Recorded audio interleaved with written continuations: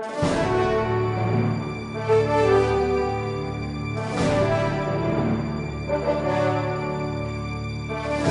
Iglesia Bíblica del Señor Jesucristo presenta Palabra de Gracia.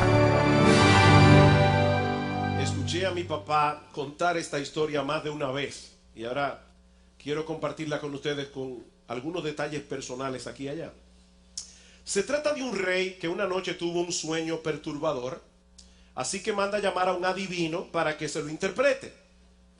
Cuando el adivino escucha el sueño, él también se perturba y le dice al rey: lamento decirle, majestad, que este es un sueño terrible.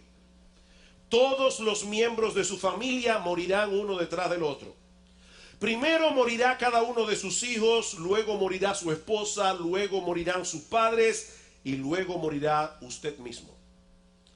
El rey, molesto por esta interpretación tan negativa, le envía a la horca y manda a llamar a otro adivino. Cuando llega al palacio, el nuevo intérprete le pregunta a su acompañante qué fue lo que hizo ese pobre hombre para merecer la horca. Que su interpretación del sueño no fue del agrado del rey. Advertido ya del carácter del monarca, cuando escucha el relato del sueño, le dice inmediatamente: majestad, usted es un hombre dichoso. Fíjese que lo que este sueño significa es que usted gozará de una vida más larga que el resto de su familia. Sus hijos, que son más jóvenes que usted, morirán primero y usted seguirá vivo. Luego morirán sus padres y usted seguirá vivo. Luego morirá su esposa y usted seguirá vivo. Y es al final de todos ellos que la muerte tocará su puerta. El rey maravillado le pregunta: ¿y quién te enseñó a interpretar los sueños de esa manera? El hombre que está colgado allá afuera. La moraleja más evidente de esta historia es que no solo es importante lo que uno dice, sino también cómo lo dice. Pero hay otra lección que aprendemos en este relato, y es que no siempre resulta fácil interactuar con aquellos que están en autoridad, sobre todo cuando son personas abusivas y caprichosas. Y esa es precisamente una de las lecciones que nos enseña Salomón en el pasaje de Eclesiastés que vamos a estudiar en la mañana de hoy. Eclesiastés capítulo 8, continuando con nuestra serie expositiva en el libro de Eclesiastés. La semana pasada nosotros estuvimos considerando el hecho de que vivimos en un mundo complicado e impredecible, donde las cosas no siempre salen como esperamos. Hacemos las cosas de cierta manera, esperamos ciertos resultados, pero entonces ocurre lo que según nuestra lógica no debiera suceder. ¿Cómo podemos conducirnos apropiadamente en un mundo que a veces resulta tan extraño e incomprensible? Bueno, ese es el tema del capítulo 8 de Eclesiastés, que nosotros podemos resumir en 4 consejos de sabiduría. El primero es que debemos actuar con prudencia delante de aquellos que están en el poder, tomando en cuenta que muchos abusan de su autoridad. Eclesiastés capítulo 8 versículo 1. ¿Quién como el sabio y quién como el que sabe la declaración de las cosas? La sabiduría del hombre ilumina su rostro y la tosquedad de su semblante se mudará. Te aconsejo que guardes el mandamiento del rey y la palabra del juramento de Dios.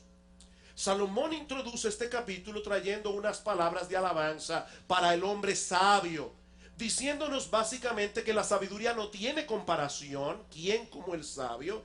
Que la sabiduría nos ayuda a solucionar algunos de los enigmas que encontramos en esta vida, y que el hombre sabio es transformado aún en su semblante por su sabiduría. Ahora es importante señalar aquí, hermanos, antes de proseguir, que la sabiduría de la que habla Salomón en este pasaje no señala a un individuo que tiene un alto coeficiente intelectual o a una persona que está muy bien preparada académicamente, sino más bien a un individuo que vive en el temor de Dios. Una persona que vive en el temor de Dios, el principio de la sabiduría es el temor del Señor, dice Salomón en Proverbios capítulo 1, versículo 7. Este tipo de temor del que habla Salomón aquí es una mezcla de asombro, reverencia, amor, admiración por la persona de Dios. Aquel que vive en el temor de Dios reconoce que Él es un Dios perfectamente santo, un Dios perfectamente justo, digno de ser reverenciado, adorado, obedecido, servido, amado. Él es un Dios que no toma el pecado a la ligera. Por eso Cristo tuvo que morir en la cruz del Calvario para pagar por nuestros pecados. Pero es al mismo tiempo un Dios bueno, un Dios perdonador, un Dios que nos recibe cuando venimos humillados a Él en arrepentimiento y fe, confiando únicamente en la obra redentora de Cristo en la cruz del Calvario. De modo que el hombre sabio es aquel que vive conscientemente en la presencia de ese Dios que se revela en la Biblia y que actúa en consecuencia. Él sabe cómo aplicar los principios de las Escrituras en medio de circunstancias difíciles, y él sabe cómo ampararse en el perdón del Evangelio cuando él mismo es atrapado en su propia necedad. Recuerden lo que decía Salomón en el capítulo 7: no hay hombre sabio que haga siempre el bien y nunca peque. Aún los sabios pecan. Pero el hombre sabio no se queda postrado en su pecado. El hombre sabio se aplica el poder del Evangelio. Es por eso que Salomón nos dice aquí que ese tipo de sabiduría ilumina el rostro y transforma la tosquedad del semblante, como dice en el versículo 1. Porque ese tipo de temor, contrario a lo que muchas personas piensan, trae gozo al corazón. El temor de Dios produce gozo en el corazón. ¿Y saben lo que pasa cuando el corazón está contento? Dice en Proverbios capítulo 15, versículo 13, que el corazón alegre hermosea el rostro. El corazón alegre hermosea el rostro.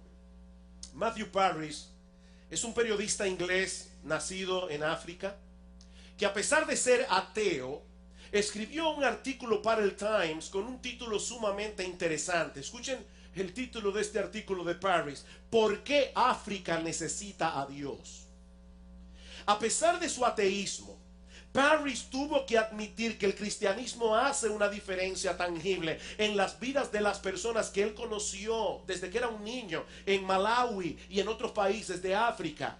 Y él no solo admiraba la buena obra que los cristianos hacían para cuidar a los pobres, a los enfermos, sino que también le llamaba la atención la forma como los cristianos se veían.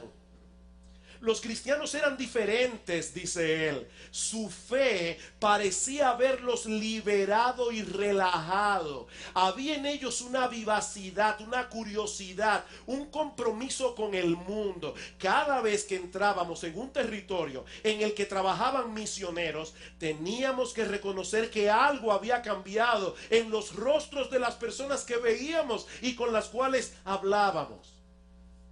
Lamentablemente debemos reconocer que muchas veces los que profesan ser cristianos muestran ante el mundo una imagen muy diferente del evangelio en el que dicen creer. Ellos van por la vida con una cara de busto de Beethoven. ¿Han visto el busto de Beethoven?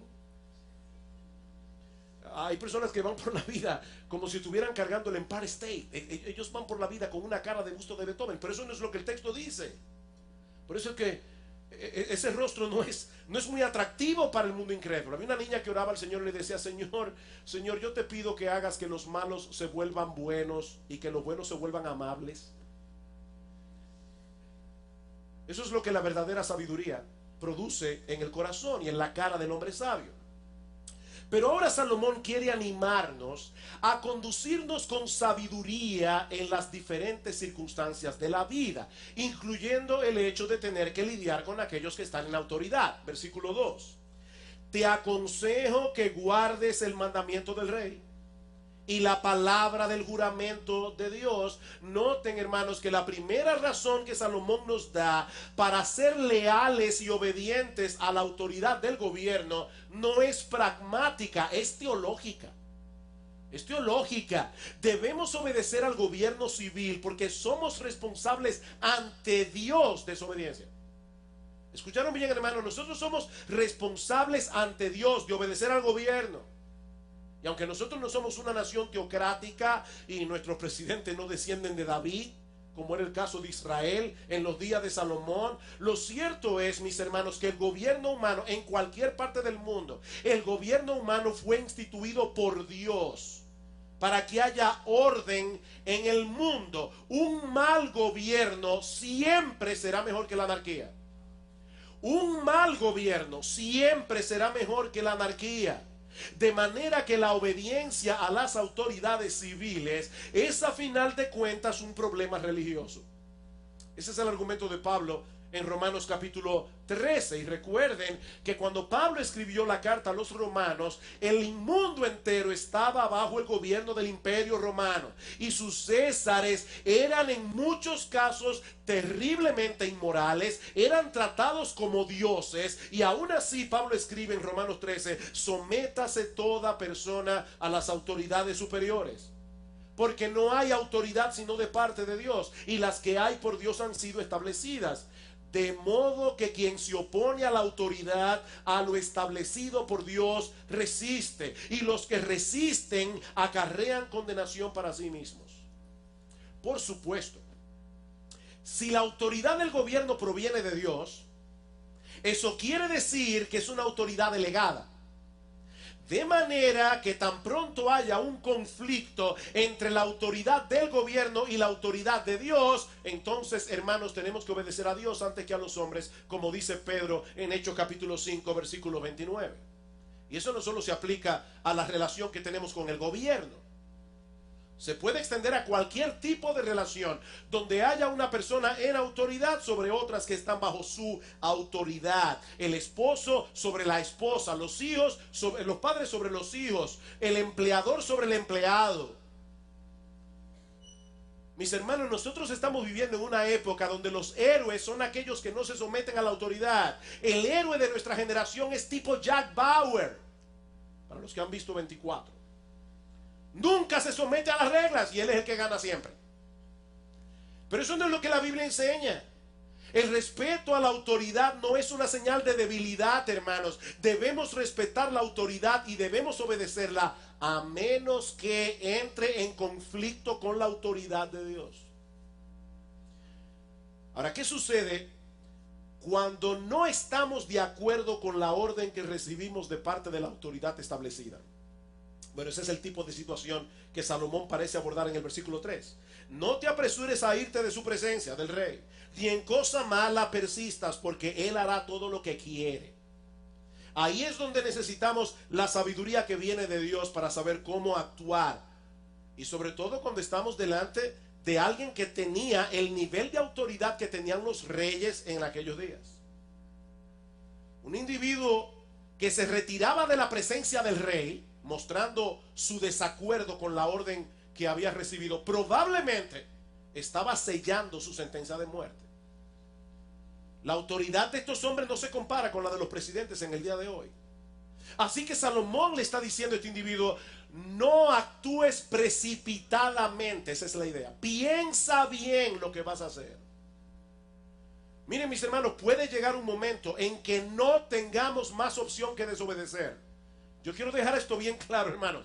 Puede llegar un momento en que nosotros no tengamos otra opción que desobedecer la autoridad del gobierno, aunque eso nos cueste la vida. Es interesante notar que tanto Pablo como Pedro escribieron acerca del respeto y la obediencia que le debemos a la autoridad del rey. Sin embargo, tanto Pablo como Pedro murieron martirizados por no obedecer al rey. ¿Qué pasa mañana, mis amados hermanos, si de repente el movimiento homosexual en nuestro país, que está caminando, ya invitaron a un artista famoso, reconocido por su homosexualidad, y mucha gente va y lo aplaude porque es un buen cantante y muy famoso? No tienen discernimiento.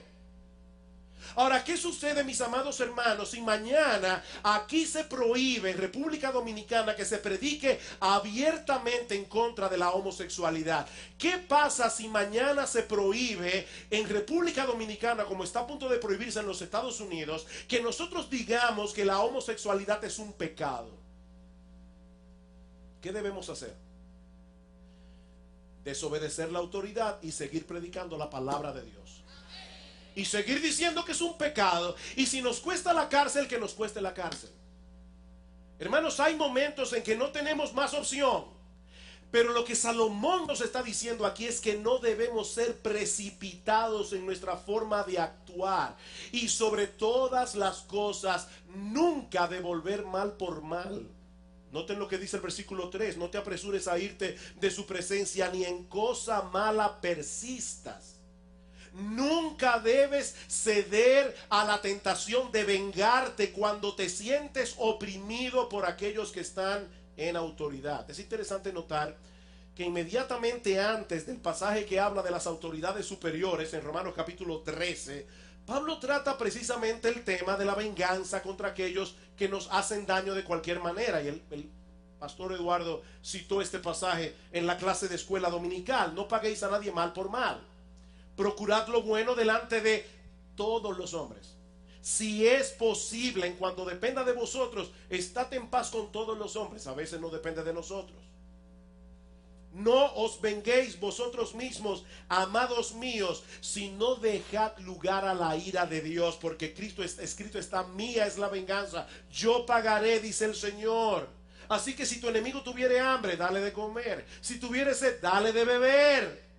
Pues haciendo esto, ascuas de fuego amontonará sobre su cabeza. No seas vencido de lo malo, vence con el bien el mal. Así que la primera razón para someternos a la autoridad es teológica. Pero Salomón nos enseña también una razón práctica. Versículo 3 otra vez: no te apresures a irte de su presencia, ni en cosas malas persistas, porque él hará todo lo que quiere, pues la palabra del rey es con potestad. ¿Y quién le dirá qué haces? Para nosotros es difícil entender el tipo de situación que Salomón está describiendo aquí, porque gracias al Señor no vivimos en un régimen totalitario. Aunque hace apenas unos 60 años de edad, de 60 años atrás, la República Dominicana vivía bajo una dictadura, la dictadura de el generalísimo Rafael Leonidas Trujillo Molina. Ahora, el punto es que los reyes no tenían sobre ellos ningún otro ser humano que los llamara a cuentas. Ellos no vivían en una democracia representativa.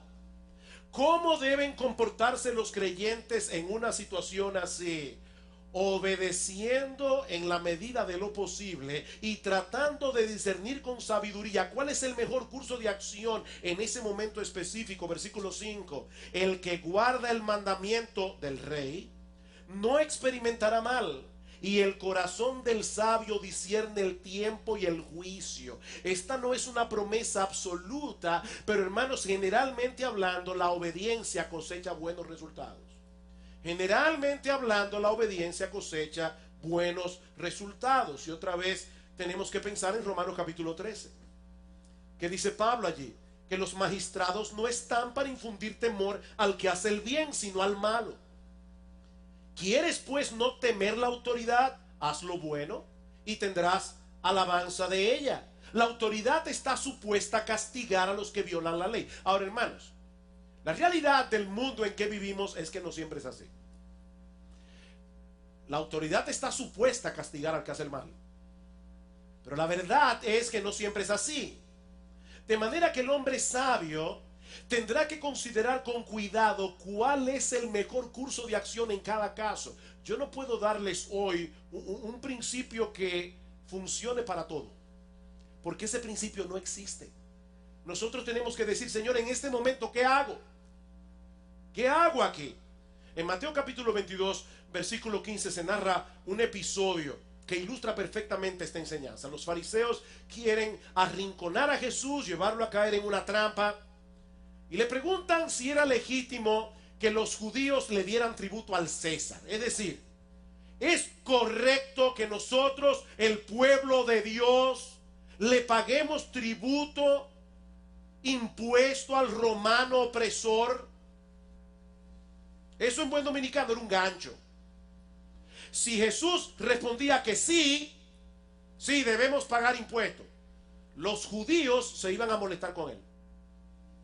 Si decía que no, Lo iban a acusar de ser un revoltoso ante las autoridades romanas. Ahora, supongamos por un momento, hermano, porque todos conocemos ese texto bíblico. Supongamos por un momento que ese texto no estuviera en la Biblia, así que ninguno de nosotros sabría la respuesta correcta a la pregunta. ¿Qué hubieras respondido tú? ¿Qué hubieras respondido tú? ¿A cuál de los dos grupos te hubieras tirado en contra? Porque ese era el dilema que tenía Jesús aquí. ¿A cuál de los dos grupos desagrado? Jesús sabía lo que había detrás de la pregunta, pero Jesús, conociendo la malicia de ellos, les dijo: ¿por qué me tentáis, hipócritas? Mostradme la moneda del tributo. Y ellos le presentaron un denario. Entonces le dijo: ¿de quién es esta imagen y la inscripción? Le dijeron: de César. Y Jesús le dijo: dad pues a César lo que es de César, y a Dios lo que es de Dios. Hermanos, ese es el tipo de sabiduría que Salomón está recomendando en nuestro texto. Ahora, hay otro pasaje interesantísimo en los evangelios, cuando los fariseos y los herodianos, que se odiaban entre sí, pero el enemigo de mi enemigo después resulta ser mi amigo. O sea, los herodianos y los fariseos no se podían ver, pero ambos odiaban a Jesús. Así que los herodianos y los fariseos hacen una reunión y comienzan a confabular a ver cómo pueden destruir a Jesús. ¿Saben lo que hizo Cristo? Dice en Marcos capítulo 3 versículo 7 que se retiró al mar con sus discípulos. En otras palabras, mis hermanos, el Señor Jesucristo sabía discernir cuándo enfrentar a sus enemigos y cuándo era el momento apropiado para retirarse de la contienda. Eso es sabiduría. Porque para todo lo que quisieres hay tiempo y juicio, dice en el versículo 6. El Señor advierte a sus discípulos en Mateo capítulo 10, versículo 16. He aquí yo os envío como a ovejas en medio de lobos. Sed pues prudentes como serpientes y sencillos como palomas. Hermanos, debemos ser prudentes. Nosotros somos ovejas en medio de lobos. La buena noticia es que Dios ha prometido dar sabiduría a los que la pidan. Si alguno tiene falta de sabiduría, Santiago 1:5, pídala a Dios. Él la dará abundantemente y sin reproches. Y nosotros tenemos que muchas veces venir delante de Dios y decir: Señor, yo no sé qué hacer. Una esposa con un esposo inconverso que le está pidiendo algo que ella no puede hacer. Señor, ¿qué hago? ¿Cómo le digo que no? Señor, dame sabiduría. Debemos actuar con prudencia en este mundo peligroso en que vivimos. Pero Salomón sabía que las cosas no siempre salen como esperamos. Aún obedezcas a la autoridad. Este es un mundo caído, hermanos. Y muchas veces haciendo lo correcto las cosas nos salen mal. ¿O no es así? De ahí el segundo consejo que encontramos en este pasaje. Y es que debemos aceptar con mansedumbre y confianza aquello que no podemos cambiar. Debemos aceptar con mansedumbre y confianza aquello que no podemos cambiar. Versículo 6. Porque para todo lo que quisieres hay tiempo y juicio, porque el mal del hombre es grande sobre él, pues no sabe lo que ha de ser y el cuándo haya de ser. ¿Quién se lo enseñará? Tú actúas de cierta manera, eres una persona sabia, eres una persona prudente, pero ¿sabes una cosa? Tú no sabes cómo va a reaccionar el que tenga autoridad. Hay gente caprichosa. Lo que Salomón está diciendo aquí es muy sencillo. Nadie sabe con seguridad lo que va a suceder en el futuro. Nadie.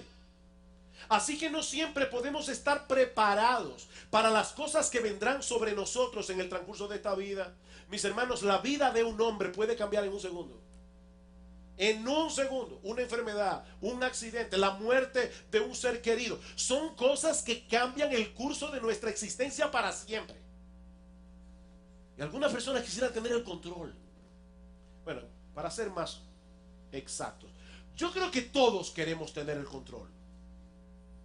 Nosotros quisiéramos tener el plano en la mano y saber cómo va a ser cada cosa. Pero ¿saben algo, mis hermanos? Lo cierto es que nosotros no tenemos el control.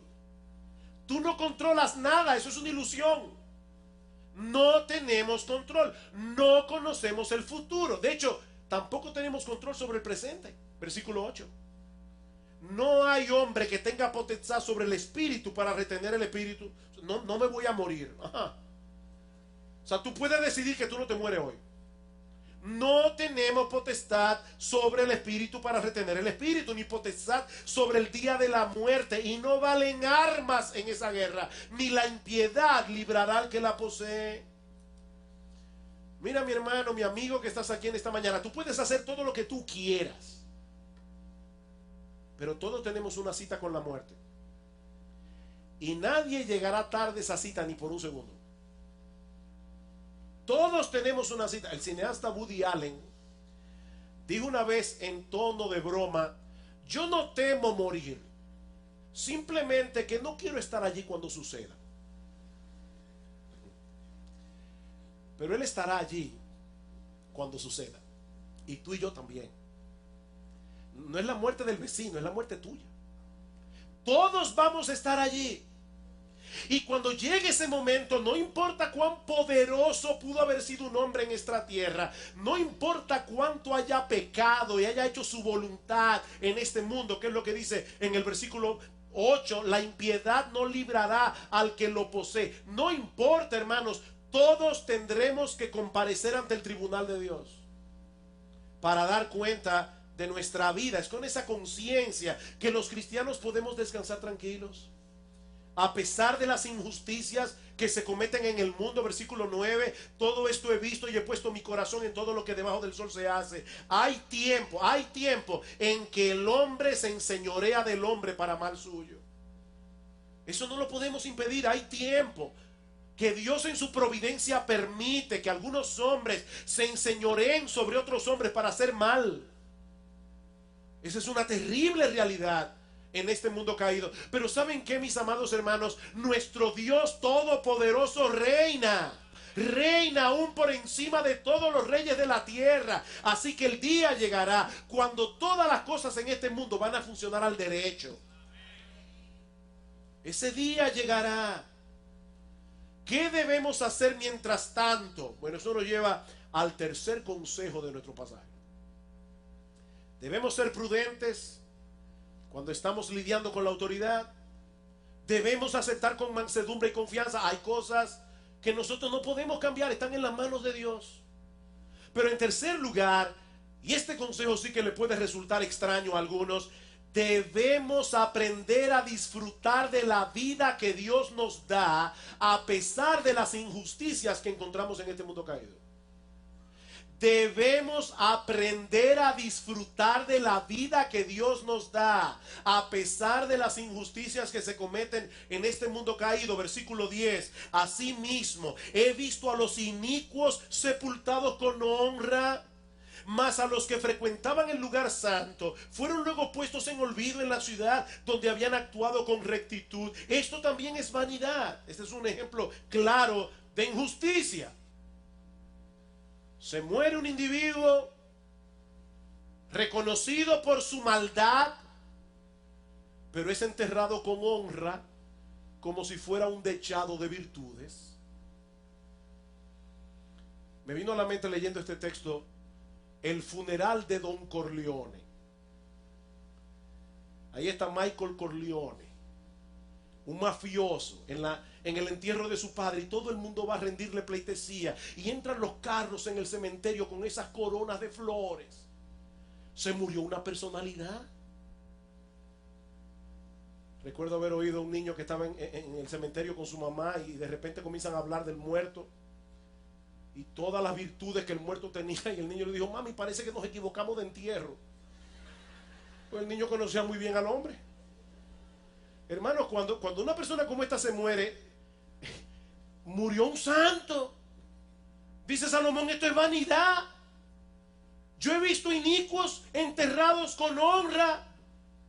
Versículo 11: por cuanto no se ejecuta luego sentencia sobre la mala obra, el corazón de los hijos de los hombres está en ello dispuesto para hacer el mal. Algunos comentaristas entienden que Salomón se está refiriendo aquí a lo que sucede en muchos tribunales humanos, Los malos no reciben el castigo que merecen. ¿Y saben lo que ocurre en una nación donde la justicia se puede comprar? Donde los malos no reciben el castigo que merecen, que eso incentiva que se haga más mal.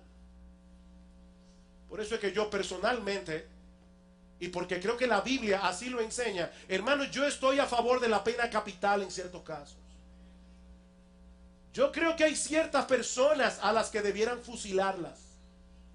Ay, pero qué falta de amor. No, es por amor a la ciudadanía. Porque cuando tú proteges al malhechor, estás yendo en contra del inocente. No, la Biblia habla de la pena capital. En ciertos casos, repito. Cuando los tribunales no hacen lo que tienen que hacer, están incentivando la maldad. Hay un proverbio español que dice que las leyes son como las telas de araña, atrapan a las moscas y dejan escapar a los halcones. Y Robert Frost, poeta Robert Frost, define un jurado en el sistema judicial norteamericano como 12 personas escogidas para decidir quién tuvo el mejor abogado. No para que se haga lo correcto, es para ver quién tuvo el mejor abogado. Mis hermanos, en los tribunales humanos se cometen muchas injusticias. Ahora, hay otras personas, y personalmente yo tiendo a pensar así, que enseñan que este versículo no se refiere a los tribunales humanos, sino a Dios. Sino a Dios.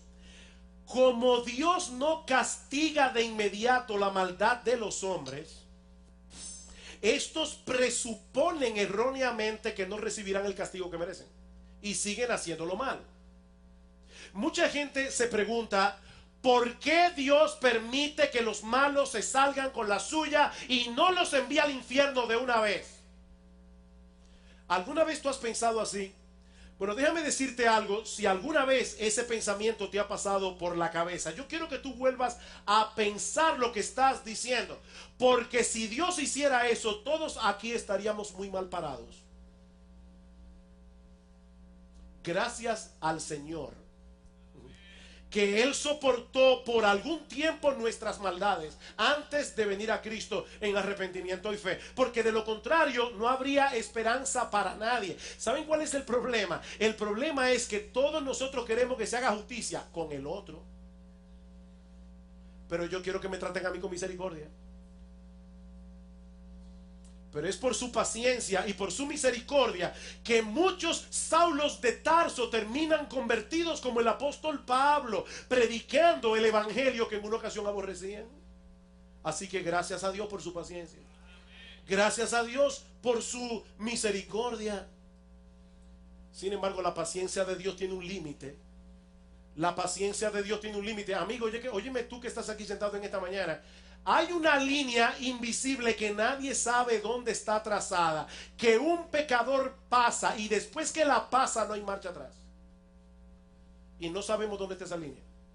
La paciencia de Dios tiene un límite. Versículo 12. Aunque el pecador haga mal 100 veces y prolongue sus días, con todo yo también sé que les irá bien a los que a Dios temen, los que temen ante su presencia, y no le irá bien al impío, ni le serán prolongados los días que son como sombra, por cuanto no teme delante de la presencia de Dios. Hay vanidad que se hace sobre la tierra, que hay justos a quienes sucede como si hicieran obras de impíos, y hay impíos a quienes acontece como si hicieran obras de justos. Digo que esto también es vanidad. Me encanta la realidad, el realismo de la Biblia. Las cosas en este mundo de inmediato no resultan como nosotros quisiéramos. Ahora Salomón está diciendo aquí, eso no significa que el impío se saldrá con la suya. Aunque viva una vida más larga que la de muchos creyentes, aunque cometa impunemente un montón de crímenes, algún día tendrá que comparecer delante del tribunal de Dios. Esta semana estaba visitando a una joven en la clínica, y ella estaba en una habitación donde había otra joven. Resulta que a esa joven trataron de asaltarla, y como los asaltantes no pudieron con ella porque salió corriendo, uno de ellos le tiró un machete le dio en la pierna, le cortó la femoral y hubo que amputarle la pierna. Yo inmediatamente pensé, y todavía hay mucha gente que duda de que existe el infierno. Honestamente, mis hermanos, si la historia humana no concluyera en un juicio donde cada persona recibirá lo que merece, este mundo es una broma muy pesada.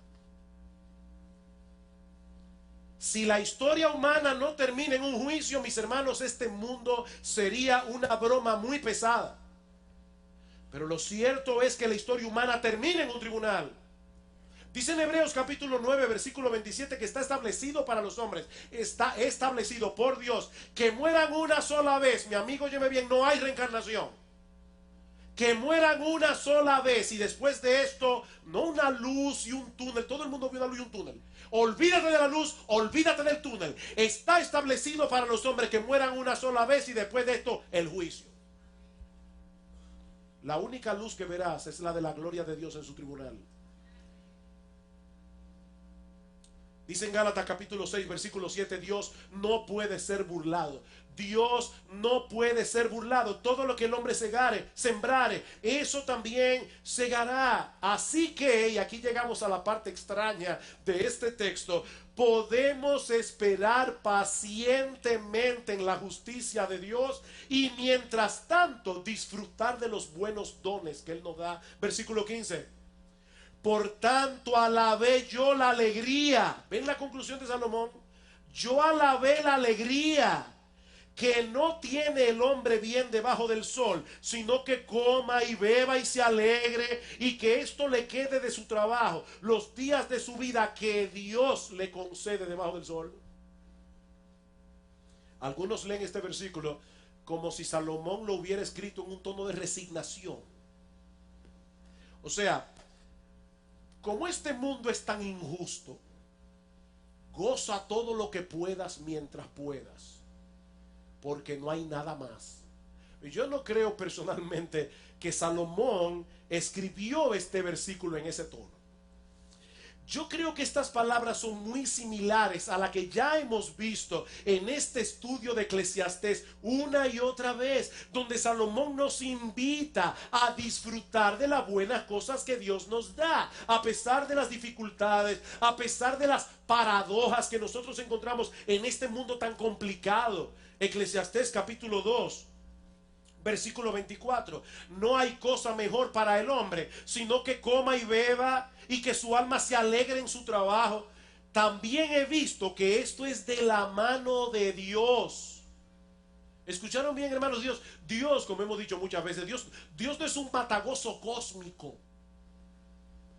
Él nos da las cosas para que las disfrutemos. Versículo 26. Porque al hombre que le agrada, Dios le da sabiduría, ciencia y gozo al hombre que le agrada. Capítulo 3 versículo 12. Yo he conocido que no hay para ellos cosa mejor que alegrarse y hacer bien en su vida, y también que es don de Dios que todo hombre coma y beba y goce el bien de toda su labor. Eso es un don de Dios. Eclesiastés capítulo 5 versículo 18. He aquí pues el bien que yo he visto, que lo bueno es comer y beber y gozar uno del bien de todo su trabajo con que se fatiga debajo del sol todos los días de su vida que Dios le ha dado, porque esa es su parte.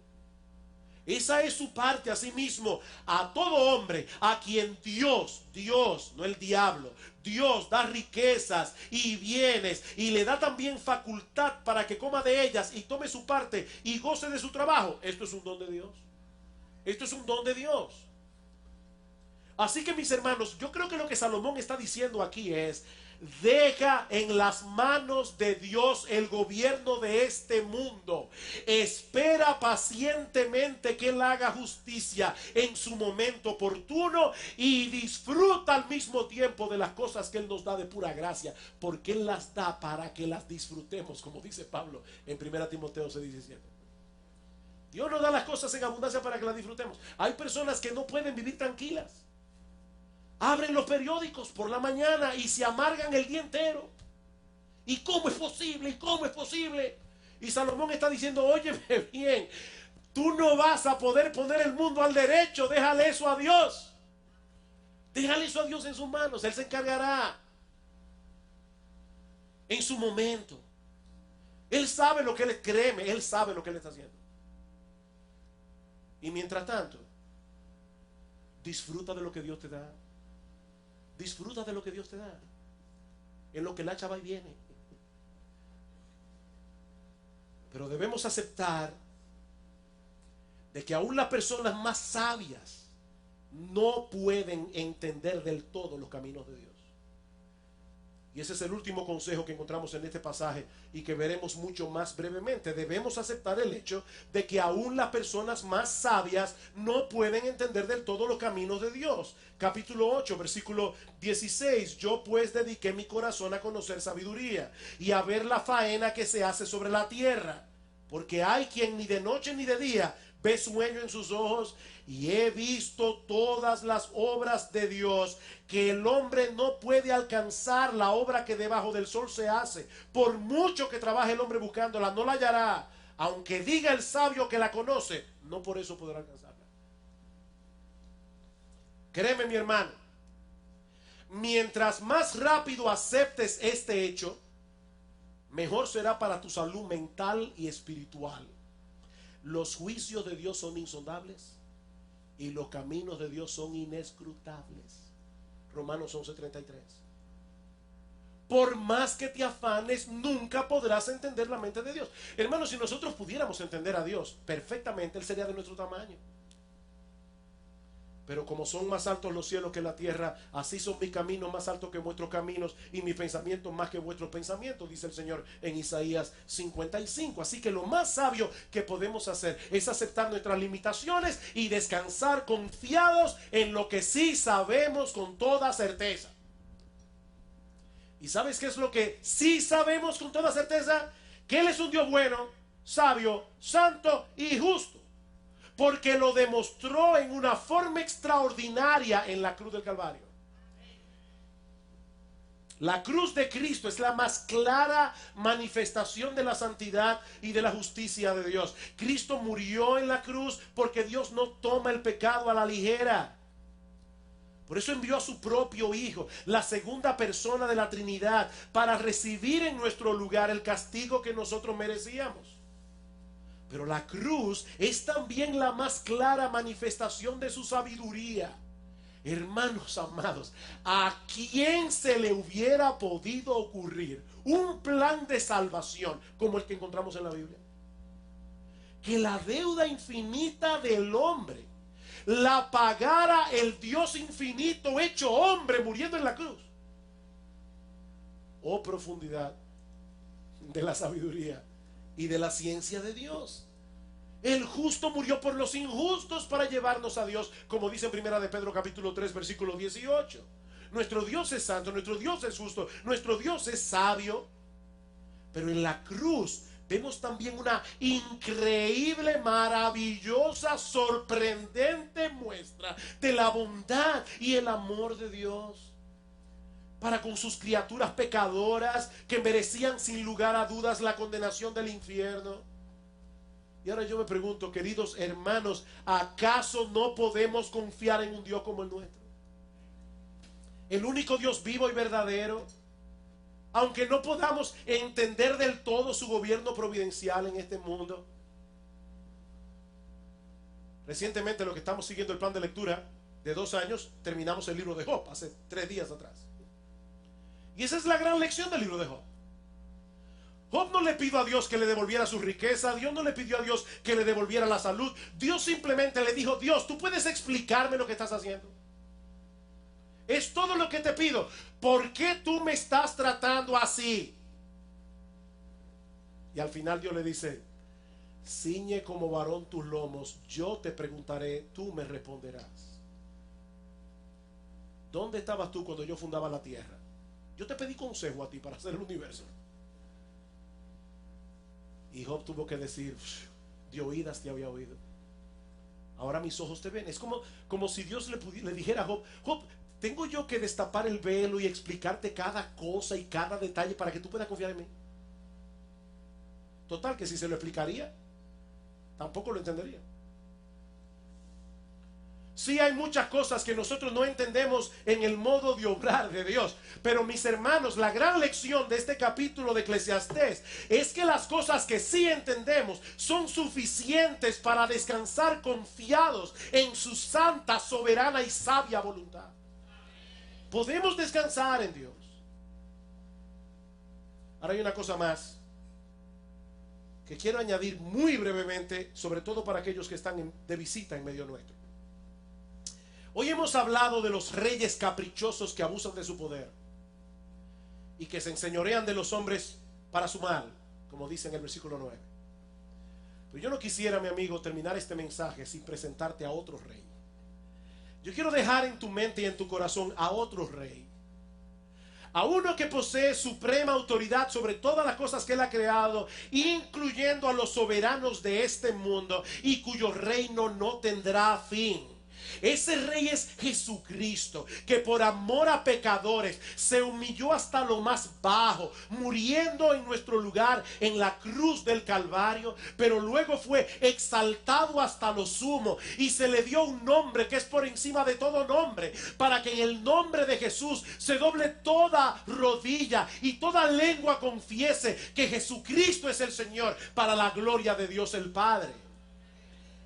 Mi amigo, algún día todos tendrán que postrarse ante ese rey y reconocer su señorío. Pero hoy se te está concediendo la oportunidad de que reconozcas el reinado de Cristo para tu salvación y no para tu condenación. Hoy se te está dando esa oportunidad. Él también se enseñorea sobre sus súbditos, porque Él es Señor, Él es Rey de reyes y Señor de señores. Pero siempre Jesús gobierna para hacernos bien. Siempre nos guía por sendas de justicia, por amor de su nombre. Mi amigo, ríndete en esta misma hora ante ese Rey. Y comienza a disfrutar de las bondades de tener sobre tu vida la suprema autoridad de un Rey como Jesús.